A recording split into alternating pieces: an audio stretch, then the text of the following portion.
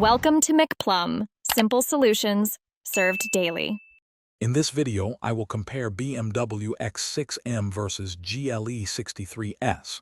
We will explore their distinct design philosophies and how each brand approaches the high-performance SUV segment. You will learn about their unique styling cues and initial impressions. We'll also touch on the overall presence each vehicle commands on the road, helping you decide which aesthetic better suits your taste.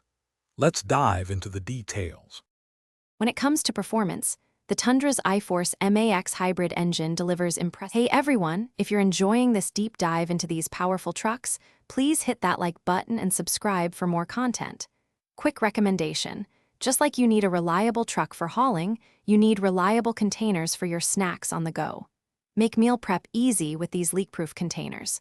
They're perfect for keeping your food fresh on any adventure. Find the link and other deals in the description below. Now let's get back to the video.